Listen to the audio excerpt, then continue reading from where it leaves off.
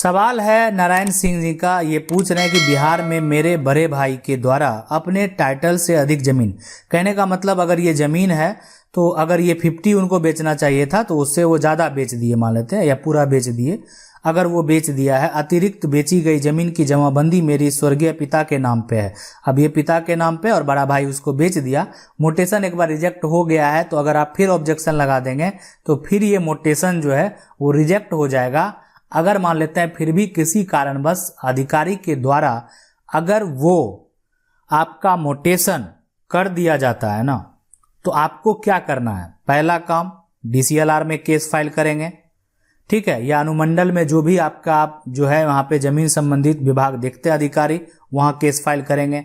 उसके बाद दूसरा, यहाँ से भी अगर आपका सॉल्यूशन नहीं निकला तो फिर जिला है, जिला अधिकारी में ADM देखते हैं जमीन संबंधित जो भी है, वहाँ आपको केस, तो यहाँ जो है उस ये जो केस फाइल होता है ना, तो इसमें यहाँ जाके आवेदन करेंगे, आपका वो केस फाइल हो जाएगा। उसके बाद वेरीफाई किया जाएगा कि उसके द्वारा अधिकारी के द्वारा जो मोटेशन किया गया ऑब्जेक्शन के बावजूद, दूसरा जब भी आप ऑब्जेक्शन लगाएं आप रिसीविंग जरूर ले लें कि आपने उस पर ऑब्जेक्शन लगाया है, ठीक है।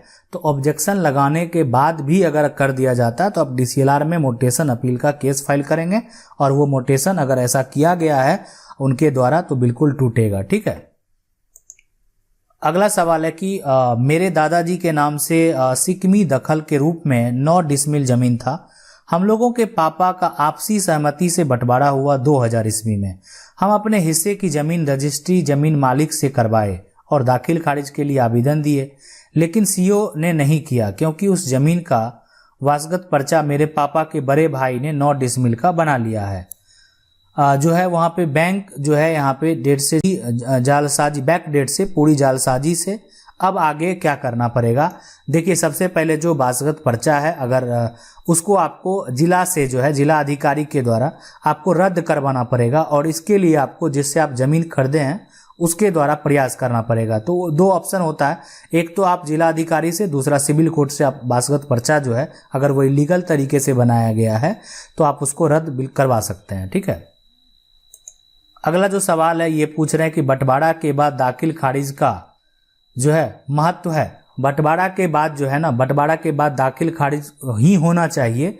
बंटवारा के बाद अगर आपका दाखिल खारिज नहीं हुआ अलग अलग तो उस बंटवारा का कोई मान्यता नहीं होगा, और बंटवारा अगर आपका मौखिक है तो कानून में आप उसका कोई भी मान्यता नहीं है। तो मौखिक बंटवारा को हमारा कानून मान्यता नहीं देता है। अगला सवाल है कि सर 1904 का खतियान मेरे दादा के नाम से है, उनके नाम से है, 1954 में दूसरे के नाम से हो गया है, क्या करें? देखिए, 1904 का ओरिजिनल खतियान आप निकाल लीजिए जाके, जो जिला अभिलेख है वहाँ से पुराना खतियान ओरिजिनल निकालिए, और 1954 का भी जो आपका खतियान नया उसमें नहीं आया लेकिन आपको निकालना है, और उसमें आपको टाइटल सूट कर देना है, ठीक है।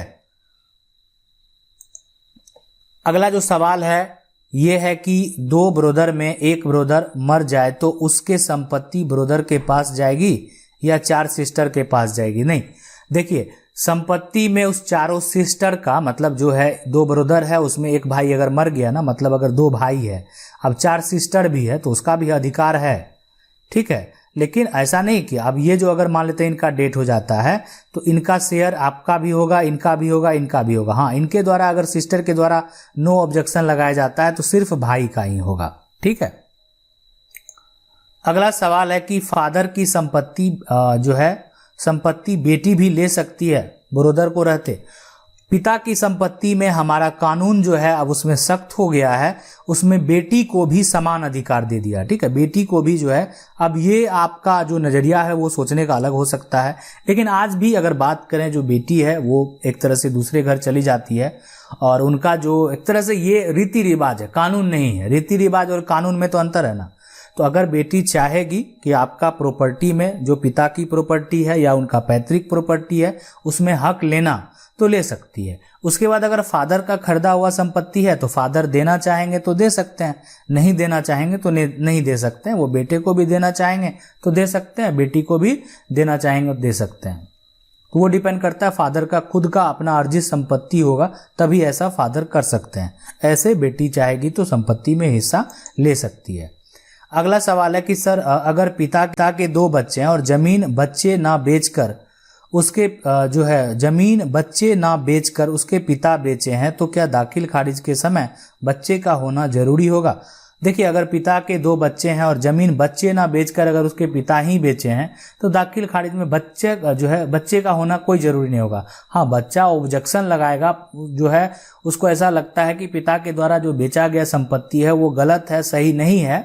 मतलब ऐसा मन में होता है ना कि जैसे जो पिता बेचे हैं संपत्ति वो एक तरह से सही नहीं किए हैं, हमको उसमें आपत्ति है, मेरा संपत्ति पिता बेच दिए। अब जिस कारण से वो बेचें, तो अगर वो बेच दिए और वो संपत्ति अगर पिता का खुद का कमाया हुआ नहीं है, वो पैतृक संपत्ति है, तो उस केस में दाखिल खारिज में बच्चे अगर चाहेंगे ऑब्जेक्शन लगाना कि ये संपत्ति में नहीं बिकना चाहिए, इसमें मेरा भी हिस्सा है, मेरा भी शेयर है, ऐसा नहीं कि सिर्फ पिता का ही शेयर है, तो वो उसका दाखिल खारिज रिजेक्ट हो जाएगा। ठीक है। और आप अगर चाहें तो कोर्ट में पार्टीशन सूट करके आप अपना शेयर पिता से भी ले सकते हैं ताकि पिता उसको बेच नहीं सके, ऐसा भी कर सकते हैं। अगर पिता बेच दिए हैं तो उसको भी आप लड़के हासिल कर सकते हैं। अगला सवाल है कि सर हमारी पैतृक संपत्ति है, हमारे पिताजी ने आधा से ज्यादा संपत्ति बेच दिए, कुछ जो संपत्ति बचा है उसको भी बेचने की कोशिश कर रहे हैं। हमने 2019 में न्यायालय में हमने मुकदमा किया ना भेज पाया हमें, लेकिन इसी बीच 2020 में उन्होंने फिर जमीन भेज दिया, हम क्या करें? कैसे वो जमीन मिल पाएगा? देखिए, स्टे भी नहीं मिला। सबसे पहली बात है कि आपने मुकदमा किया, अगर वो रजिस्टर हो गया है तो उसमें वकील को बोलें कि जब भी उसका रजिस्ट्री हो ना तो उस पर ऑब्जेक्शन लगा देने के लिए रजिस्ट्रार के पास वो सारा आवेदन दे देने के लिए कि ये सारा खाता खेसरा इस पर पार्टीशन सूट चल रहा है, मतलब हिस्से के लिए पिता पे केस फाइल किया गया। और न्यायालय में अगर आप एसडीओ कोर्ट या अन्य कोई कोर्ट पे जाते हैं तो वहां जाने से अच्छा है आप सिविल कोर्ट में केस फाइल करेंगे। और अगर आपका वहां सिविल कोर्ट में कोर्ट में पार्टीशन सूट अगर आप किए हैं अपना हक लेने के लिए, ताकि पिता वो एक तरह से पिता तो आधा से ज्यादा बेच चुके हैं, जो कि बेचने का हक नहीं है, वो भी आप वापस पा सकते हैं, है ना। अगर आप लड़ाई लड़ेंगे पिता के साथ, इसलिए अगर पैतृक संपत्ति है तो वो भी आप उसको अर्जित कर सकते हैं, वापस पा सकते हैं। पैतृक संपत्ति को पूरा बेचने का पिता को कोई अधिकार नहीं है। हाँ, पिता अगर बेटे के साथ बंटवारा करके फिर अपने हिस्से की संपत्ति बेचना चाहे तो बेच सकता है। तो यहाँ पे तो ऑब्जेक्शन लगाने वाला खुद बेटा है, तो अगर बेटा खुद ऑब्जेक्शन लगा रहा है तो उस केस में पिता वो संपत्ति अगर वो बेच रहे हैं और अगर आप ऑब्जेक्शन लगाएंगे, ठीक है, तो आप ऑब्जेक्शन सबसे पहले तो दाखिल खारिज को भी रिजेक्ट कराने का प्रयास करें। इसलिए कि आपका केस फाइल है, केस नंबर दे दें, आवेदन करें सीओ को कि इसका जो जमीन है इसका दाखिल खारिज नहीं हो, इसलिए कि पिता अवैध तरीके से पैतृक संपत्ति को बेचें और मेरा इसमें केस फाइल किया हुआ पार्टीशन सूट। तो अधिकारी के द्वारा ऐसा सख्त निर्देश है कि अगर कोई भी संपत्ति पे केस चल रहा है तो सबसे पहले तो उसका रजिस्ट्री नहीं होना चाहिए। तो रजिस्ट्री डीड में लिखा हुआ रहता है, स्पष्ट करना होता है कि वहां पे कि इसमें जो जमीन बेचा जा रहा है इसमें किसी भी तरह का कोई लोन नहीं है, इसमें किसी भी तरह का कोई केस नहीं चल रहा है। तो वो सब वहां पर लिखने के बावजूद कि नहीं चल रहा, फिर भी केस अगर उस पर चल रहा है, फिर भी वो रजिस्ट्री कर रहे हैं, तो वो तो ऐसे ही अनवैलिड है। हाँ, लेकिन आपको थोड़ा इंतजार करना पड़ेगा कोर्ट के निर्णय को लेकर, लेकिन आपको एक्टिव रहना पड़ेगा। ऐसा नहीं कि पिता अब हम क्या करें, तो आपको एक तरह से वो नकल लेके अधिकारी के पास आवेदन करना होगा ताकि उस व्यक्ति का जो जमीन खरीदा है उसका दाखिल खारिज नहीं हो पाए।